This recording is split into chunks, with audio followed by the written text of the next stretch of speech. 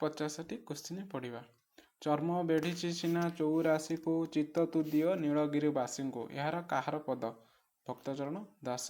ଅମରକୋଷ ଗୀତା କେଉଁ ଧର୍ମର ଗ୍ରନ୍ଥ? ଅମରକୋଷ ହେଉଛି ନାଥ ଧର୍ମ। ଲକ୍ଷ୍ମୀଙ୍କର କେଉଁ ମତ ପ୍ରଚଳନ କରିଥିଲେ? ସହଜଯାନ। ହେଲା। ବିଶ୍ୱନାଥ ବାବା କେଉଁ ଧର୍ମର ତତ୍ତ୍ୱଗ୍ରନ୍ଥ? ବିଶ୍ୱନାଥ ବାବା ହେଉଛନ୍ତି ମହିମା ଧର୍ମ। କୃଷ୍ଣପ୍ରସାଦ ଚୌଧୁରୀ କେଉଁ ଧର୍ମୀୟ ପୃଷ୍ଠଭୂମିରେ ମୁଖ୍ୟତଃ ଲେଖୁଥିଲେ? ବ୍ରାହ୍ମ ଧର୍ମ।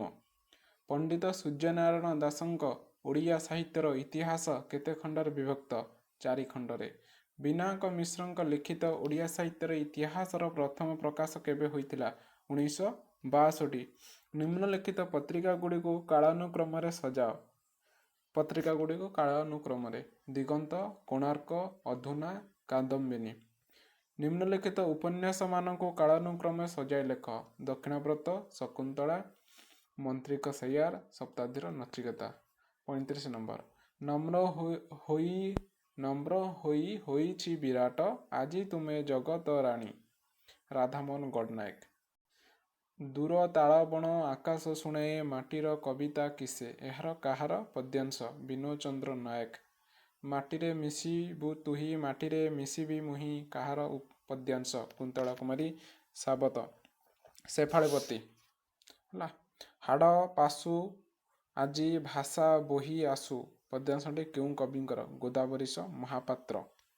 କ ସ୍ତମ୍ଭ ଏବଂ ଖ ସ୍ତମ୍ଭର ସମ୍ପର୍କ ନିରୂପଣ। ଯେମିତି ନୀଳଚନ୍ଦ୍ର ଉପତ୍ୟକା, ପଶୁପକ୍ଷୀର କାବ୍ୟ, ଛାଇର ଛିଟା, ସ୍ଫୁଲିଙ୍ଗ। ହେଲା। ନୀଳଚନ୍ଦ୍ରର ଉପତ୍ୟକା Binod Chandra Nayak.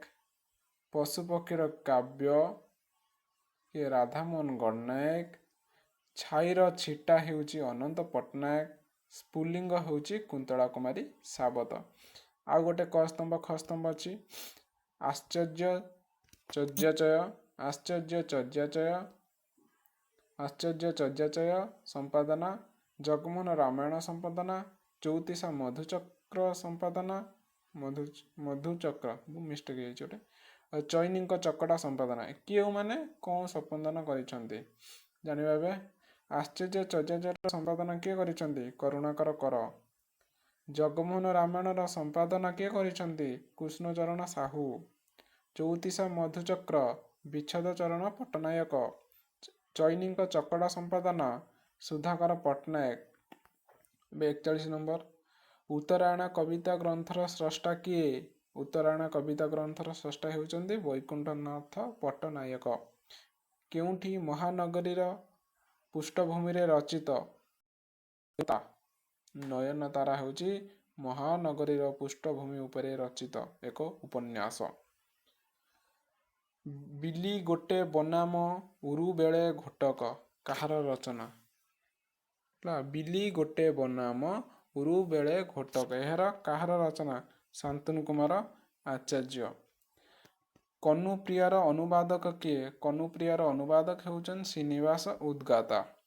ଟାଇପିକାଲ selection from Odia literature କେତେ ଖଣ୍ଡରେ ବିଭକ୍ତ ହୋଇଛି? 3 ଖଣ୍ଡରେ। Typical selection from Odia literature 3 ଖଣ୍ଡରେ ବିଭକ୍ତ। ହେଲା। ଏକଲା ମଣିଷର କବି କିଏ? ଏକଲା ମଣିଷର କବି ହେଉଛି ଗୋପାଳ କୃଷ୍ଣ ରଥ। କେଉଁଠି ପୂର୍ଣ୍ଣାନନ୍ଦ ଦାନୀଙ୍କ କ୍ଷୁଦ୍ରଗଳ୍ପ? ପୂର୍ଣ୍ଣାନନ୍ଦ ଦାନୀଙ୍କ କ୍ଷୁଦ୍ରଗଳ୍ପ ହେଉଛି ନିଶା। ଓଡ଼ିଶାରେ ସ୍ନାତକୋତ୍ତର ଶିକ୍ଷା ପ୍ରଥମେ କେଉଁ ବିଶ୍ୱବିଦ୍ୟାଳୟରେ ଆରମ୍ଭ ହୋଇଥିଲା? ଓଡ଼ିଶାରେ ସ୍ନାତକୋତ୍ତର ଶିକ୍ଷା ଓଡ଼ିଶାରେ କେମିତି ମିଷ୍ଟେକ୍ ଅଛି। ଓଡ଼ିଶାରେ ପ୍ରଥମେ କେଉଁ ବିଶ୍ୱବିଦ୍ୟାଳୟ ଆରମ୍ଭ ହୋଇଥିଲା? କଲିକତା ବିଶ୍ୱବିଦ୍ୟାଳୟରେ। କଲିକତା ବିଶ୍ୱବିଦ୍ୟାଳୟ କେମିତି ହେବ? ହବ ଯଦି କଲିକତା ହେଲା ବେଳକୁ ଏଇଟା ଭାରତ ଭିତରେ ଯାଉଛି, ଯଦି ହବ ବିଶ୍ୱଭାରତୀ। ଠିକ ବିଶ୍ୱଭାରତୀ ରାଇଟ୍ ଆନ୍ସର। ମିଷ୍ଟେକ୍ ହେଇଛି ବୋଧେ। କେଉଁ ଓଡ଼ିଆ ଉପନ୍ୟାସଟି ସରସ୍ୱତୀ ସମ୍ମାନ ପାଇଥିଲା? ସରସ୍ୱତୀ ସମ୍ମାନ ପାଇଥିଲା ଅମୃତର ଫଳ ମନୋଜ ଦାସ। କେଉଁଠି ଅନୁରୋଧ ଦାସଙ୍କ ରଚନା? ମେରିଆ। ମେରିଆ ହେଉଛି ଅନୁରୋଧ ଦାସଙ୍କ ରଚନା। Thank you. ଆଜି ପାଇଁ ଏତିକି। ଆଜି ପାଇଁ 25ଟି କ୍ୱେଶ୍ଚିନ୍।